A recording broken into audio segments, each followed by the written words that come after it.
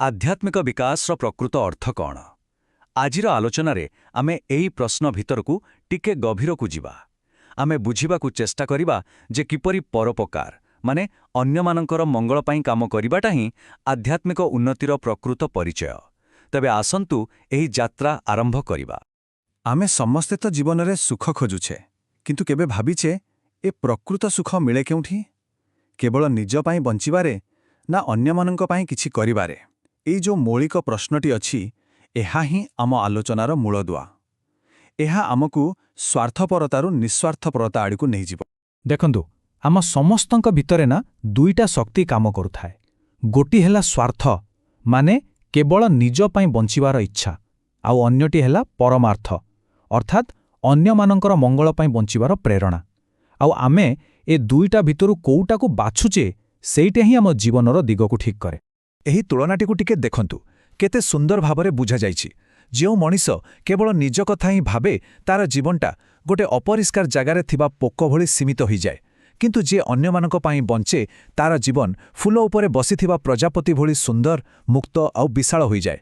ए कथाटिरू एहा पूरा स्पष्ट जे स्वार्थ आमकू गोटे छोटिया गंडी भितरे बांधी दिए, किंतु जेतेबेले आमे परमार्थर रास्ता बाछु आमे असीम शांति आउ संतोष अनुभव करू। एहा आम चेतनाकू बहुत विस्तार करि दिए। अच्छा, एबे आसंतु देखिबा एही विचार आम दैनंदिन जीवन रे विशेष करी आम परिवार भितरे केमिति काम करे। काहेकि ना जे कोनोसी परिवर्तन तो निज घरु ही आरंभ हुए, ठीक ना? एइटा हुए तो टिके सुनिबाकू कष्ट लागि पारे, किंतु एहा एक कठोर सत्य। जेतेबेले परिवारर प्रत्येक लोक केवल निजर सुख निजर सुविधा कथा चिंता करती, सेतेबेले ही तो झगड़ा आउ अशांति सृष्टि हुए। सेई मु आउ मोर भावना ही सबु संपर्क रे विष भली काम करे। किंतु जेतेबेले सेई घरे परमार्थर भावना आसी जाए, सेतेबेले पूरा चित्र बदली जाए। जोटी लोक माने परस्पर पई त्याग करंती, जोटी निस्वार्थ भल पाइबा थाए, सेई घर आउ घर होई रुहे ना, सतरे पृथ्वी रे ही स्वर्ग पाल्टी जाए। ए जो परमार्थर भावना एटा खाली परिवार भितरे सीमित नुहे। आम इतिहास रे एमिति अनेक महापुरुष अछंती जो माने समाजर मंगल पई निज जीवन को भी बाजी लगेई दैछंती। चालंतु सेमानक कथा टिके मने पकेइबा।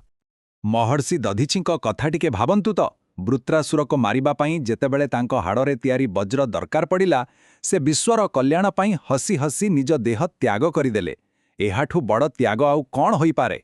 सेहीपरि मने पकांतु राजा हरिश्चंद्रंकु, जे सत्य और धर्म पाई निजर राजपाट परिवार सबु किछि दान करि देइथिले। से देखै देले जे प्रकृत मूल्यबोध आगरे दुनियार सुख किछि भी नुहे। आउ दानवीर कर्णंकु किए बा भूली पारिबो? तांको द्वारकू आसीथिबा कोनोसी लोककू से केबे खाली हातरे फेराउ नथिले। एमिति कि जेतेबेले तांको जीवन रक्षा करुथिबा कवच कुंडल मगागला, से ताकू भी दान करिदेबाकू पछेइलेनी। तेबे ए सबु उदाहरणरू गोटे कथा पूरा स्पष्ट। प्रकृत धर्म बा आध्यात्मिकता कौनसी बाह्य आडंबरे न थाए। एहा अन्यर दुखरे दुखी हेबारे, अन्यर सेवा करिबारे ही थाए। सतरे सेवा ही परम धर्म। जदि आमे आम चारिपाखकू टिके नजर पकेइबा, तेबे देखिबा आमर सबुठु बड़ गुरु हेउछि एई प्रकृति। प्रकृतिर प्रत्येकटी जिनिस आमको निस्वार्थपर हेबार शिक्षा देउछि। देखंतु तो, सूर्य कौन काहाकू पचारे कि ता आलुआ देबा आगरू? नदी कौन केबे भेदभाव करे? समस्तंक पाई बोही चले। आउ गछ से निज फल कौन निजे खाए? ना, अन्यमानंको दिए। एमाने समस्ते केवल देबा जानती, नेबा नुहे। एहा ही प्रकृतिर सबुठारो बड़ संदेश। आम जीवनर सार्थकता किछि पाइबारे नहीं, बरं देबारे ही अछि। जेउ दिन आमे देबा आरंभ करू, सेई दिन ही आमे प्रकृतरे बंचिबागु लागू। तेबे एते सबु कथा परे शेषरे आमे कौन बुझिले? जणे आध्यात्मिक स्तररे परिपक्व व्यक्तिर प्रकृत परिचय बा चिन्ह कौन? एहार गोटे बहुत सुंदर संज्ञा अछि। आध्यात्मिक प्रौढ़ता हेउछि सेही गुण जेउथिरे जणे मनीष गोटे विशाल गच्छ परि होई जाए। जेमिति गच्छ समस्तंकु छाई फल फूल सबु किछि दिए, ठीक सेमिति जणे विकसित व्यक्ति परोपकारी होई जाए आउ अन्यमानंकर मंगल पई ही बंचे। तेनु आम विश्लेषणर शेष कथा हेला परमार्थ माने अन्यमानंकर हित पाई निजकू समर्पी देबाटा खाली गोटे भल काम नुहे, बरं एहा ही जणे जाग्रत आत्मार प्रकृत परिचय। एहा ही आध्यात्मिकतार सबुठु उच्च स्तर। शेषरे एक प्रश्न सह एही आलोचना को समाप्त करिबा। प्रश्नटी निज पाई।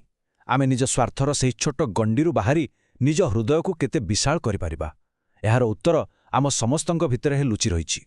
ଏହି ଗମ୍ଭୀର ବିଚାରଧାରା ଉପରେ ଏକାଠି ଚିନ୍ତନ କରିଥିବାରୁ ଧନ୍ୟବାଦ। ପୁଣି ଏକ ନୂଆ ବିଚାର ସହ ଦେଖାହେବ।